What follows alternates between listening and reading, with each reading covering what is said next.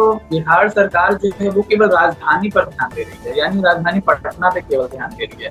बाकी के जितने भी जिले उन पर कोई भी बिहार सरकार की तरफ से कोई भी ध्यान नहीं दिया जा रहा है। एग्जाम्पल ले ले, केवल क्लासरूम है, उसने केवल फर्स्ट बेंच के बच्चों को ही एक स्थिर दिया जा रहा है और पीछे वाले बच्चों को स्थिर नहीं दिया जा रहा, तो तब तो वो तो कुछ है नहीं तब वो क्लासरूम। मतलब कि केवल आप इंटेलिजेंट बच्चों को केवल पढ़ाना चाहते हैं और जो पीछे जो हैं बच्चे जो हैं जो नहीं पढ़ने में तेज उन लोगों का पीछे। जाति पे तो जाति एक ऐसी चीज है जो मरने पर भी नहीं जाती है। जाति को हर चीज में अगर आगे लाएं तब देश का विकास कभी कुछ नहीं करता है। देश हमेशा से ही पीछे रहेगा, चाहे कितना भी इकोनॉमी रेट बढ़ जाए, कितना भी देश आगे बढ़ जाए, लेकिन देश के लोग हमेशा से ही पीछे रहेंगे। क्यों?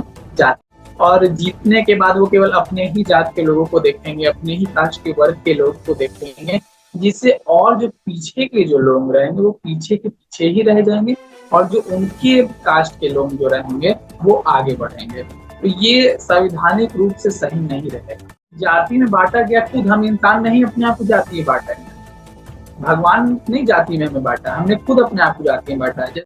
जाति को हमें हटाना नहीं है, जाति को बस जाति तक ही रखना है, उससे आगे नहीं आने देना है। आप लोग अलग नहीं, आप इंसान है, केवल ये ध्यान रखिए आप इंसान है। कोई वर्ग नहीं काम आएगा, कुछ नहीं काम आएगी, काम आएगी इंसानता काम आएगी। तो हमें जाति धर्म सबको पीछे रखना है। देश पढ़ाना चाहिए छुआछूत के विरुद्ध। अंबेडकर जी का क्या योगदान रहा है, जो हमारे संविधान जो उन्होंने बनाया, पी.आर. अंबेडकर, उन्होंने कैसे छुआछूत को हटाया, मतलब कैसे उन्होंने इसका सामना किया। और ये जो छुआछूत, देखिए छुआछूत को ना भी लोग दो तरीके से देखते हैं। एक तो होता है कि हाँ छुआछूत हो रहा है, ये निम्न जाति के लोग हैं, और एक जो जनरल वर्ग के लोग हैं वो बोलते हैं कि नहीं, ये लोग पूरे रिजर्वेशंस ले लेते हैं हर जगह, नौकरी में, परीक्षाओं में। प्रधान ऐप एक ऐसन ऐप बाड़े जो युवाओं के आगे बढ़ावेला और देश के युवाओं के जितना भी आवाज बाटे वो सबके आगे बढ़ाकर देश के युवाओं के दिखावेला।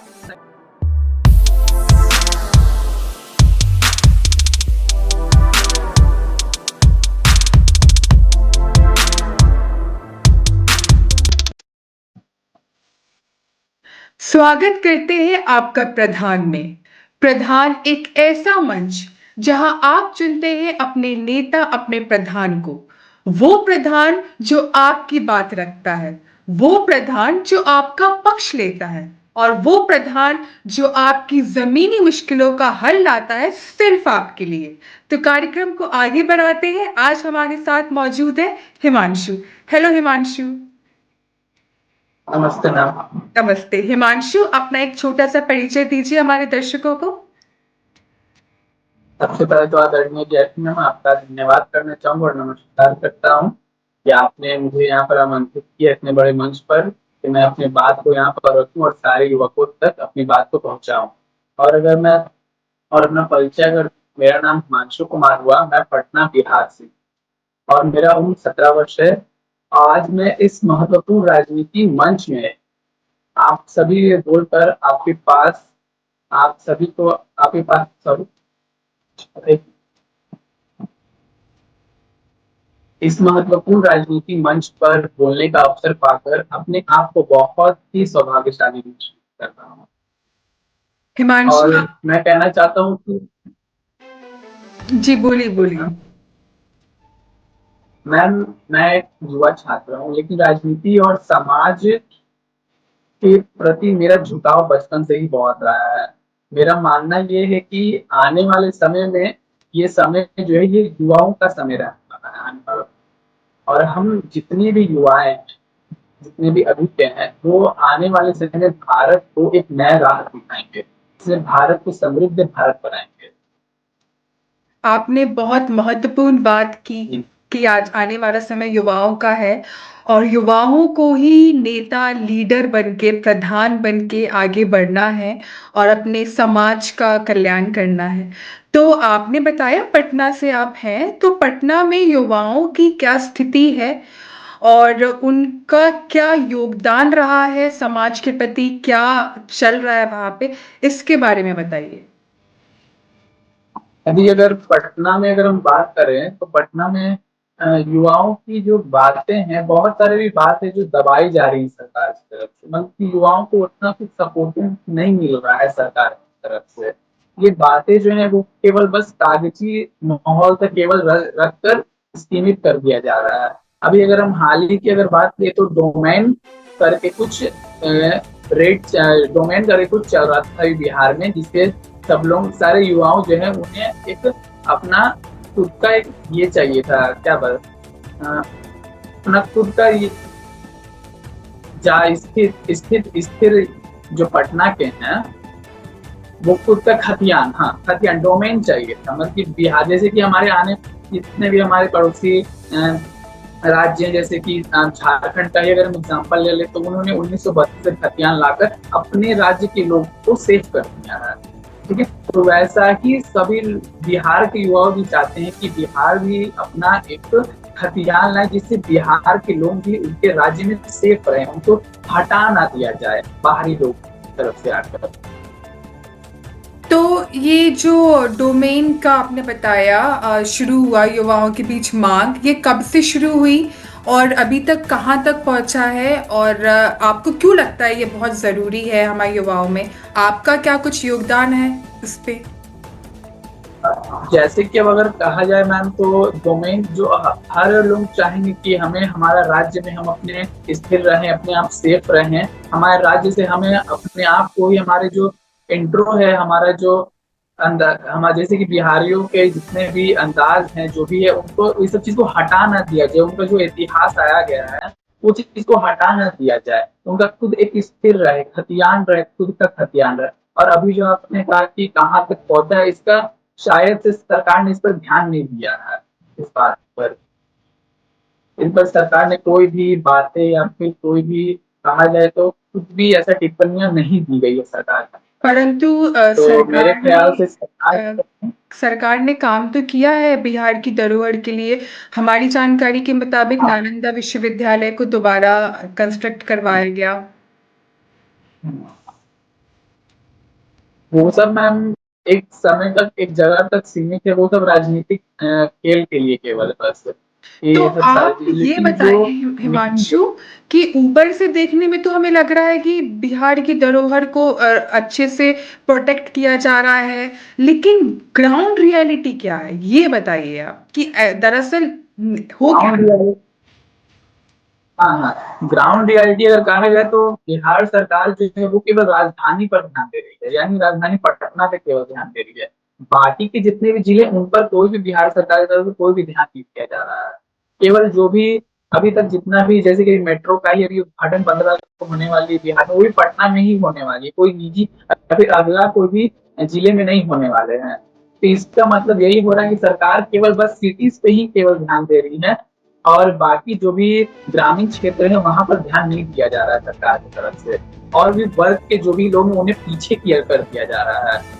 इसके मतलब से बिहार की सरकार जो केवल ऊपर ही केवल दिखा रही है, अंदरूनी से ये खोखली सरकार है।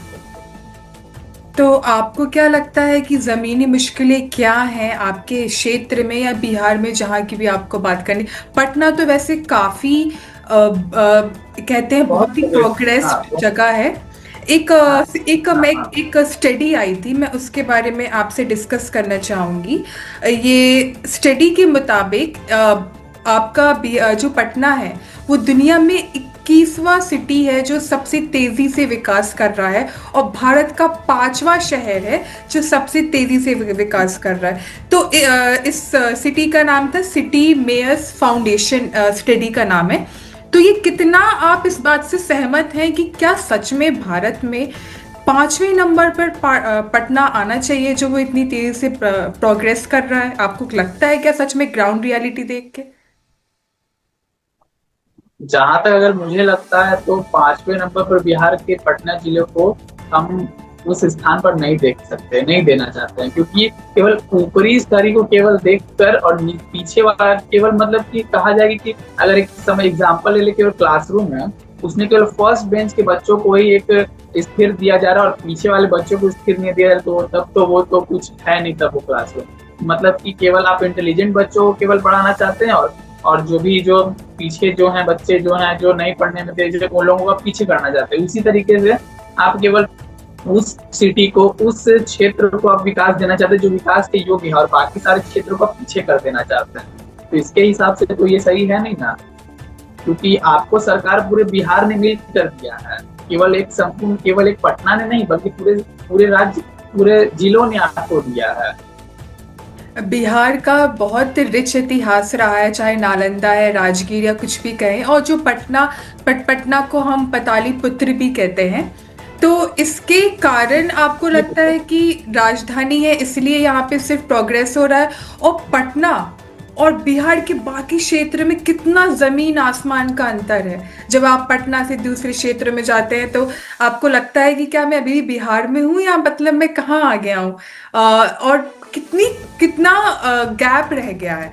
क्या जमीनी मुश्किलें हैं? ऐसे कुछ मुद्दे उठाइए, दो तीन जमीनी मुश्किलों के, जिन पे आप योगदान करना चाहेंगे एक जिम्मेदार युवा होने के नाते। अगर कंपैरिजन अगर हम देखें तो पटना का जो प्रोग्रेस रिपोर्ट रहा है वो बहुत ही रहा है। जैसे कि हमने देखा ब्रिज बन रहे हैं, मेट्रोज बन रही है, पीएमसीएच अभी को, और पीएमसीएच को और भी डेवलप कर दिया जा रहा है। पूरा एशिया में पीएमसीएच सबसे बड़ा हॉस्पिटल का दिया जा रहा है दर्जा उसे बनने के बाद, तो केवल पटना में ही।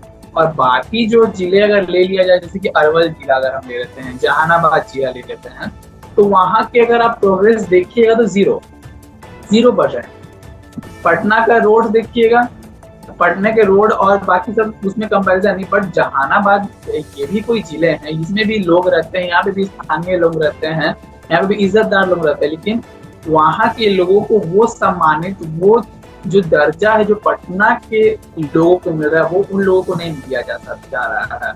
जैसे कि अगर हम एग्जाम्पल्स में लें तो आप देखेंगे कि पटना में बहुत जगह ब्रिज बन रहे हैं, तो मतलब सिटी बहुत ही अच्छा वो लगता है, एट लुक स्मार्ट सिटी पूरी लोग। बट अगर आप और अंदर जा रहे हैं और अंदर जा रहे हैं, धीरे धीरे पटना जिले को आप पार कर गए, आप पहुंचे कहाँ, जहानाबाद पहुंचे, अरवल ले लीजिए, कोई भी जिला ले लीजिए, पहुंचे, आपको पता है, आपको लगेगा ही नहीं कि आप बिहार में, आपको लगेगा कि कौन से लगता है बिहार से भी और भी अगर कोई गाँव अगर होगा तो वहां आप पहुंच, केवल एक विकास को केवल देखा जा रहा है। और बाकी जितने भी, मैं खुद बिहार से हूँ, मैंने खुद कंपैरिजन देखा है। जैसे कि मेरा यहाँ पर पटना में घर है और मैं कहीं और जहाँ जब जाता हूँ तो देखता हूँ यहाँ की हालत नहीं अच्छी है, रोड नहीं अच्छे हैं, मीन्स की कोई भी कंपैरिजन नहीं अच्छे, पढ़ाई लिखाई केवल पटना में ही केवल दिया जा रहा है अच्छा खासा। बाकी के सरकारी अगर स्कूलों को देखा जाए तो एकदम 1% भी पढ़ाई नहीं हो रही है, केवल बच्चे इधर से उधर केवल बाहर निकल रहे हैं, ये हो रहे हो, कुछ भी नहीं देखा जा रहा है, केवल देखा जा रहा है तो केवल पटना में देखा जा रहा है। ये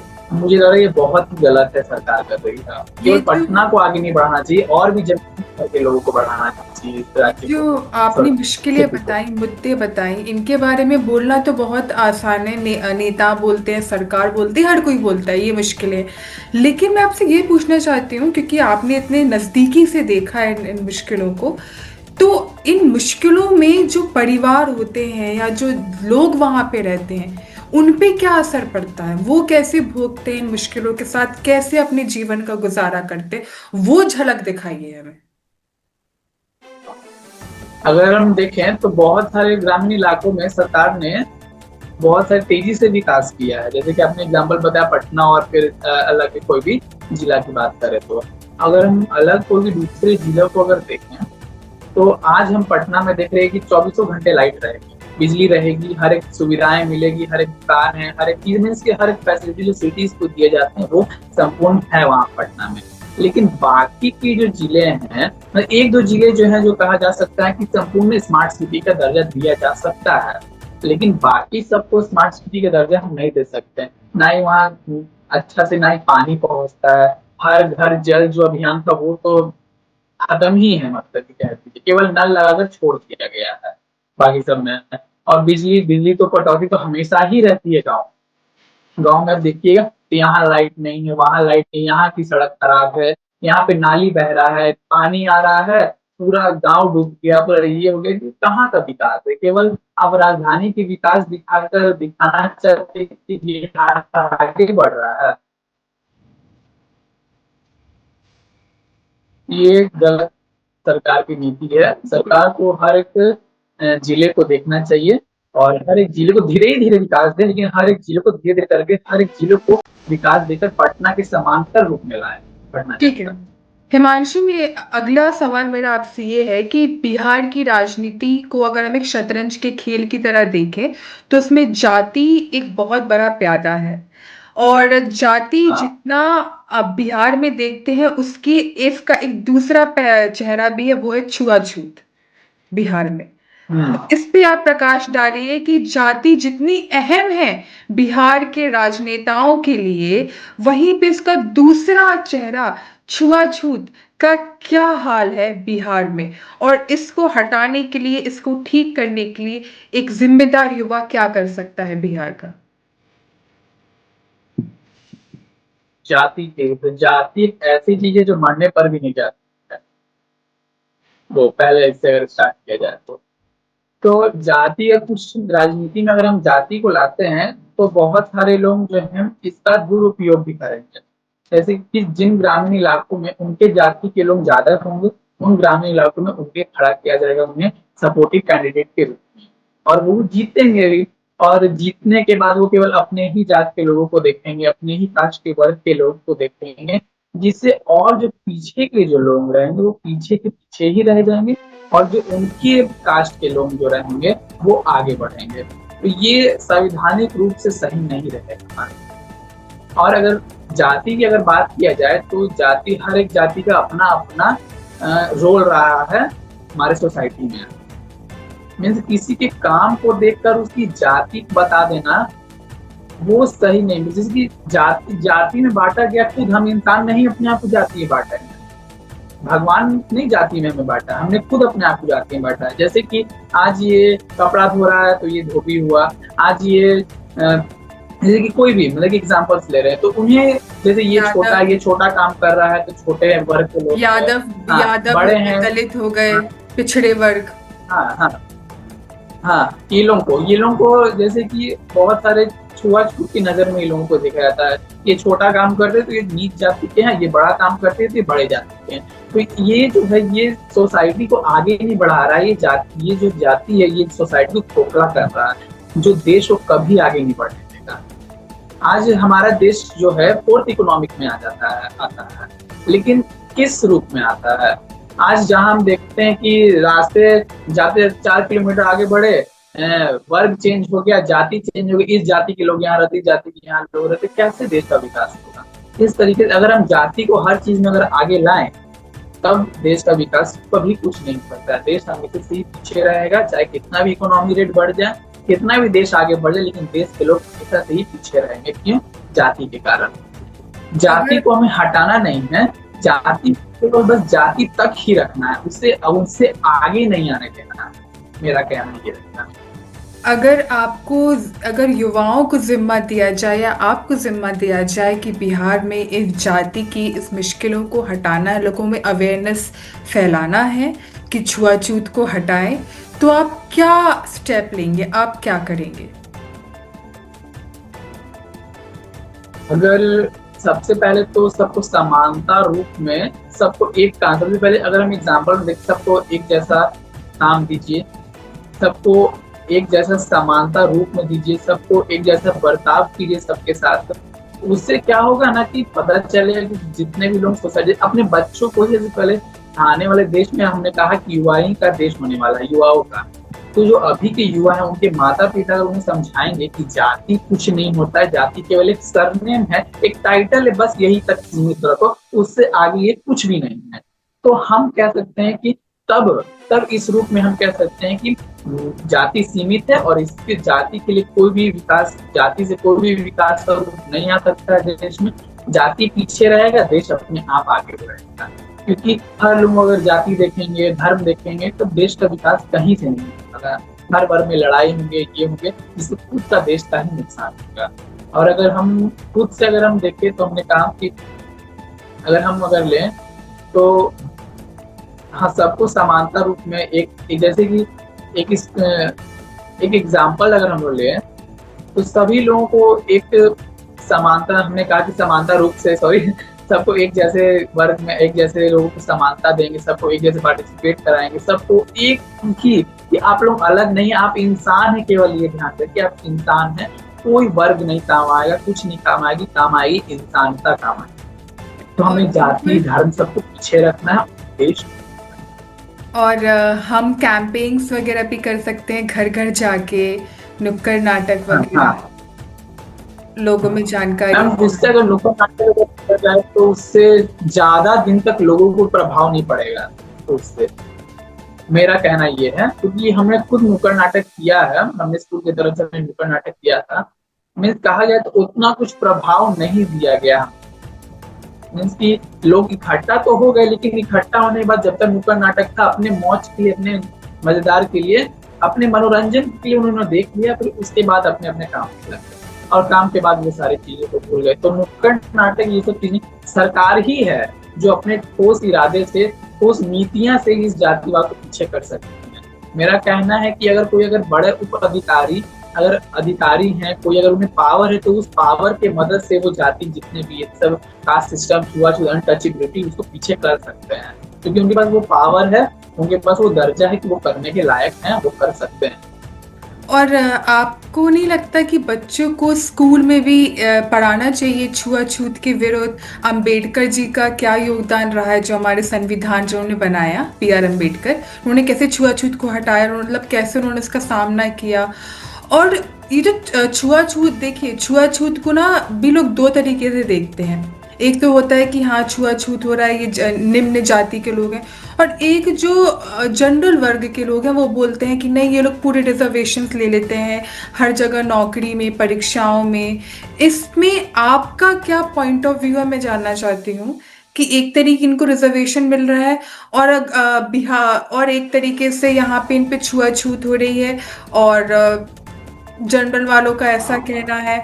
इवन सरकार ने भी बहुत पहले कहा था कि रिजर्वेशन हटा देते हैं निम्न जातियों के लिए। इस पे भी बहुत विरोध होता रहता है काफी समय तक।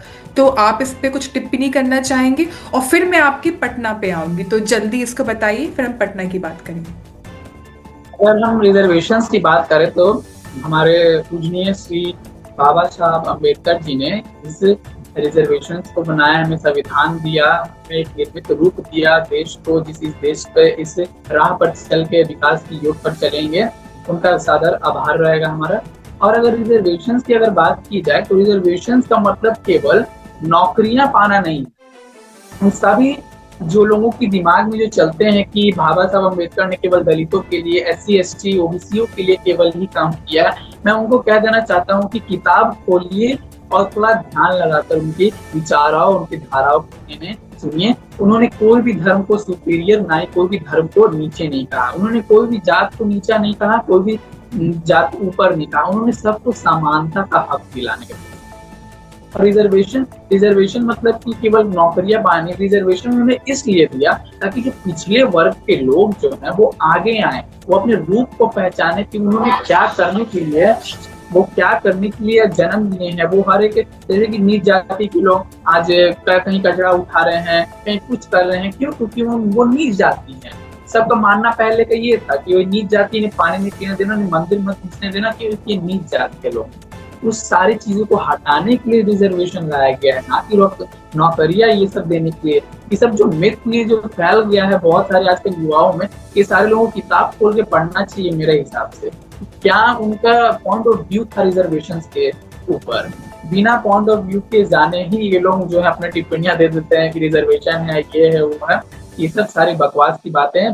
बुक खोल के पढ़िए, उनके बारे में जानिए, उन्होंने क्यों रिजर्वेशन दिया, तब उसके बाद अगर हम पटना की बात करें तो पटना में प्रोग्रेस, विकास हो रहा है। लेकिन अगर हम बाकी शहरों की बात करें, बाकी राज्यों में, तो पटना के विकास में आपको नहीं लगता एक मिलावट, अडल्ट्रेशन, मतलब अगर कुछ कंस्ट्रक्शन भी हो रहा है तो वो भी इतने एकदम टॉप क्लास क्वालिटी से नहीं होता, उसमें भी कहीं ना कहीं करप्शन, भ्रष्टाचार, या कम सामान लगाना, अच्छे से नहीं बनाना। अगर मान लो उसकी लाइफ 50 साल या 80 साल होनी चाहिए, तो इसको ऐसा बनाते हैं कि 30 साल तक की उसकी लाइफ रहे। फिर अगर स्कीम या पॉलिसीज की बात करें तो बिहार प्रोग्रेस कर रहा है, लेकिन बाकी राज्यों के जो टॉप कैपिटल्स हैं, जो उनकी राजधानी है, उनके मुताबिक पटना का कैसा विकास चल रहा है? अगर कहा जाए तो पटना अगर पटना का विकास को अगर देखा जाए, और आपने कहा कि जो भी इंफ्रास्ट्रक्चर जो चल रहे हैं, जो भी अभी प्रोग्रेस आ रहे हैं पटना की तरफ से, जो भी चीज हो रहे हैं, उसमें मिलावटी तो है, बहुत है, ये बात से सहमत हूँ। क्योंकि आज अगर हम देखें तो समझ लीजिए सेंट्रल गवर्नमेंट से आपका इशू हुआ है 1500,000 करोड़ का, आपको आया है कि आपको यहाँ यहाँ ये सब विकास की योजनाओं बनानी है और ये करना है। तो उसमें से सबसे पहले तो 2000 करोड़ सबसे पहले कहाँ जाएंगे, उसके आते आते तक सबसे पहले सेंट्रल गवर्नमेंट के ही लोग खुद पहले लेंगे पैसे, खुद जो नीति बनाया वो खुद सबसे पहले उसमें लेंगे। तो इसके बाद बिहार आते आते तक वो 10,000 करोड़, जैसे कि 15,000 करोड़ 5,000 करोड़ उसमें गायब हो जाएंगे। मतलब कहा जाए तो 100% में से केवल 10% केवल जो बोला जाए वो केवल आता है विकास की योजना, और उसमें से भी 10% जो भी आते हैं उसमें से 5% इधर इंफ्रास्ट्रक्चर जो बिजनेस इंजीनियर से उन्हें देने में खत्म हो जाती है। तो इंफ्रास्ट्रक्चर जो बोला जाए, जहाँ जो 50 साल की बनाने की थी वो केवल 3 साल तक ही रह जाती है, क्योंकि बहुत ही लो कैटेगरी के सीमेंट्स, ब्रेक्स, ये सब सारे चीजों के इस्तेमाल किए जाते हैं, जिससे केवल 1 साल 2 साल के लिए लोगों को खुश कर दिया जाता है कि हमने ये बनाया वो बनाया, ये बनाया वो बनाया करके फिर से एक बार और जीत जाएंगे, फिर से 5 साल बाद फिर से वो टूट जाएगा, लंथन हो जाएगा, और विपक्ष पे बाधा डाल देंगे कि उन्होंने ये किया वो किया। बस यही खेल चलता है और जनता को बेवकूफ बनाते हैं। अगर केवल ऊपरी ही तरीके से केवल विकास कर रहे हैं बिहार का बस, और अंदरूनी में अगर हम देखें तो अंदरूनी तो बहुत ही खराब स्थिति है बिहार की। हम बाकी राज्यों के युवाओं की बात करें तो वो मुंबई, कोलकाता, हैदराबाद, बेंगलुरु, दिल्ली यहाँ जाना चाहते हैं। पटना जाने का ज़्यादा लोग नहीं सोचते। अगर उनका विश्वविद्यालय में एडमिशन हो गया या उनको वहाँ मिल गया सरकारी, तो वो आना चाहते हैं। तो आपका रुख है कि नहीं विकास हो रहा है, विकास हो रहा है। आपने बोला कि हाँ कुछ कमियां भी, वो जमीनी कमियां क्या है? पैसा सब लग रहा है, सब कुछ हो रहा है, लेकिन इतने अच्छे से विकास नहीं हो पा रहा है, लंबे लॉन्ग टर्म के लिए विकास नहीं हो पा रहा है।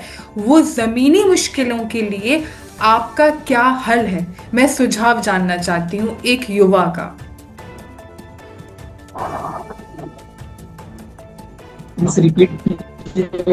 ठीक है। बाकी राज्यों के जो टॉप टियर 1 सिटीज हैं, जैसे कि कोलकाता, हैदराबाद, बेंगलुरु, मुंबई, दिल्ली, हम इंदौर भी बोल सकते हैं, इनमें बहुत विकास हुआ, लोग जाते भी हैं। आज पूरे भारत के युवाओं को अगर पढ़ने नौकरी के लिए जाना है तो वो इन शहरों में जाते हैं। पटना में इतने लोग नहीं आते। पटना में तभी युवा आएगा अगर उसका विश्वविद्यालय में दाखिला हुआ, एडमिशन हुआ, उसका विश्वविद्यालय मिला वहाँ सरकारी, या उसको वहाँ पे सरकारी नौकरी की पोस्टिंग मिली है, वरना कोई वहाँ आना नहीं चाहता है। उसका क्या कारण है? उसकी जमीनी मुश्किलें क्या है? क्या वो विकास है, विकास में कमी है? ऐसा क्या है जो बाकी भारत के युवा पटना नहीं आना चाहते अपने काम के लिए, पढ़ाई के लिए? और उन मुश्किलों पर एक युवा क्या हल निकाल सकता है, क्या सॉल्यूशन निकाल सकता है? इसका सुझाव मैं आपसे जानना चाहती हूँ। मैं आपको कहना चाहता हूँ कि बिहार में लोग इसलिए नहीं आना चाहते हैं कि बहुत सारे जो बड़े बड़े सिटीज हैं, बहुत बड़े बड़े स्टेट है, वो जानते हैं, वो सोचते हैं कि बिहार एक गरीब राज्य है, यहाँ पर कुछ भी नहीं हो सकता है, यहाँ पे गरीब लोग रहते हैं, गंवार लोग रहते हैं, ये सब उनका मिथ है, वहाँ पर ये बना हुआ था, जिसके कारण वो नहीं आना चाहते हैं यहाँ पर। ये पहला कारण भी हो सकता है उसके लिए। और लेकिन एक मिनट हिमांशु, एक मिनट। बाकी लोग सोचते हैं, लेकिन आप एक खुद बिहारी होके अगर ऐसे शब्दों का प्रयोग करेंगे तो कहीं ना कहीं आप भी इस नैरेटिव को सपोर्ट नहीं कर रहे हैं, हल्का बहुत, ये जो देश के बाकी युवा सोचते हैं। अगर आप भी ऐसे शब्द का उपयोग कर रहे हैं तो ये मैम जो हमने कहा, ये उनके वर्ड्स में कहा कि वो ये सोचते, वो इनका ये मिथ है, ये हमारा मिथ नहीं, वो उनका मिथ है, ये मिथ है। ओके, हमारे लिए तो बिहार सर्वोपरि है। हाँ। और अगर कहा जाए तो बाकी स्टेट के लोग जो हैं, वो मैंने कहा बाकी स्टेट के लोग केवल बस जानते हैं कि बिहार में बस लेबर्स रहते हैं, ये वो लोग ज्यादा विकास नहीं करती। ये कहीं ना कहीं ये सरकार की ही गलती मैं कहूँ, हम लोगों की तो गलती नहीं। हमने आपको चुना कि बिहार को आगे बढ़ाइए, बिहार के लोगों को भी आगे बढ़ाइए। लेकिन इन्होंने क्या किया, केवल बिहार को ही केवल आगे बढ़ा रहे हैं। बिहार की लिटरेसी रेट अभी 8 नंबर पर आ गई है, वो हमने देखा 8 नंबर पर है ऑल इंडिया पे, और बस बस इतना ही है और कुछ नहीं है। मतलब कि बिहार की अगर हम पहचान अगर देखें तो बिहार की पहचान केवल बस झारखंड, बंगाल, उड़ीसा और जो जो निजी जो है नेबरहुड जो स्टेट है केवल वही जान रहे हैं। बाकी जो अदर स्टेट है वो बिहार के बारे में कुछ नहीं जान रहे। क्यों नहीं जान रहे? क्योंकि सरकार खुद नहीं बताना चाह रही है। सरकार खुद अपने में ही घोटाला करती है, खुद अपने में ही ये सारे बात करती है, खुद अपने में ही सलट के अपने घर में ही सब चीज तो बंद कर देती है। हिमांशु, ये इसका भी क्या एक क्या पॉइंट है। सोल्यूशन है? इसका सोल्यूशन क्या दोगे? एक युवा क्या कर सकता है इसके लिए? सॉल्यूशन ये है मैम कि जैसे कि आज पटना, जैसे कि एग्जांपल लेते कि मैं खुद हूँ एक युवा हूँ, आई एम एन स्टूडेंट। मैं चाहता हूँ कि मैं कोटा में जाकर पढ़ूँ, जेई इंजीनियरिंग का तैयारी करूँ, आईआईटी जाऊँ, आईआईटी बॉम्बे जाऊँ, ये सब जाऊँ। मैं इस स्टेट से बाहर क्यों जाऊँ? मेरे स्टेट में ये सब चीज क्यों नहीं है? मैं ये सोचूंगा मेरे स्टेट में ये सारे फैसिलिटीज क्यों नहीं है। मैं अपने ही स्टेट में, अपने ही सिटी में जाकर, अपने ही कॉलेज में क्यों ना जाकर पढूं? क्यों मैं दूसरे स्टेट में जाऊं? क्यों मैं दूसरे कोटा में जाऊं? क्यों मैं आईआईटी बॉम्बे जाऊं? क्यों मैं आईआईटी दिल्ली जाऊं? क्यों ना मैं अपने ही स्टेट में रहकर पढूं?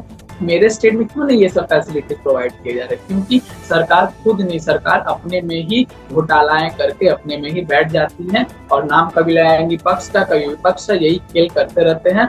और 2-4 पुल बना देंगे इलेक्शन टाइम पे, कुछ कुछ नीतियां निकाल देंगे कि हमारे जीतने के बाद 2100 आपको मिलेगा, 2200 आपको मिलेगा। ये सारी चीजों करके बस वहीं तक सरकार ने बिहार को सीमित रख दिया है। इसके कारण भी बिहार आगे नहीं बढ़ रहा, जैसे बिहार के लोगों को कोई जानने नहीं पा रहा है। ओके। हिमांशु, आपकी क्या भाषा बोलते हो आप? हिंदी के अलावा पटना में क्या भाषा है वहां पे? हमारा मैथिली भाषा हो गया और भोजपुरी भाषा। और आपको कौन सी आती है? हमें दोनों। अच्छा, ठीक है। तो आपके लिए एक छोटा सा टास्क है। हम भोजपुरी करते हैं क्योंकि भोजपुरी के गाने बहुत फेमस हैं बिहार से। तो तो और फिल्में भी ऑफ कोर्स, और हीरो। तो हम भोजपुरी भाषा में आपको एक मैसेज देना है हमारे व्यूअर्स को प्रधान मंच के बारे में, कि वो प्रधान से क्यों जुड़े, और आपका क्या एक्सपीरियंस है प्रधान में, और प्रधान कितना इम्पोर्टेंट रोल प्ले करता है आज के यंगस्टर्स के बीच में। तो ये आपको भोजपुरी में बोलना है। आपका समय शुरू होता है अब। प्रधान ऐप बाटे, प्रधान ऐप एक ऐसा मंच है, मंच बाटे जो आपको भोजपुरी आती है? आती है, हम आती है, जानते हैं। सॉरी। प्रधान ऐप एक ऐसन ऐप बाटे जो युवाओं के आगे बढ़ावेला और देश के युवाओं के जितना भी आवाज बाटे वो सबके आगे बढ़ाकर देश के युवाओं के दिखावेला, ताकि देश के सारे जितने भी लोग आज के युवा जो हैं, जो भी अपना बात रखे ले कि आज हम देश में ई करब उ करब, देश के आगे बढ़ाम, देश के स्तर पर लेकर जाम, उस सारे चीजों के लिए, सारे स्थानियों के लिए प्रधान ऐप सीमित बाटे। वो जो प्रधान ऐप बाटे, ये प्रधान ऐप जो है, प्रधान ऐप आप हम सब लोगों पे ऐसे स्तर पर लेकर जाएगा जहां पर हम लोग सोचले नहीं थे बानी, जहां पर हम ये कह चाहते बानी कि प्रधान ऐप से सभी लोग जुड़ी आओ, देश के विकास में अपन अपन हाथ दी और देश के आगे बढ़ाएं, संपूर्ण भारत बनाएं, और बिहार के नहीं बल्कि पूरे देश के आगे बढ़ाएं, और सभी के संपूर्ण भारत के साथ इस देश को सर्वोपरि एवं विश्व गुरु बनाएं। बहुत बहुत धन्यवाद हिमांशु। तो आप सुन रहे थे हिमांशु की वार्तालाप प्रधान मंच के विषय में, उनकी भोजपुरी भाषा में। अगले कार्यक्रम में आपसे फिर मिलेंगे किसी नए गेस्ट के साथ। तब तक जुड़े रहिए प्रधान मंच से।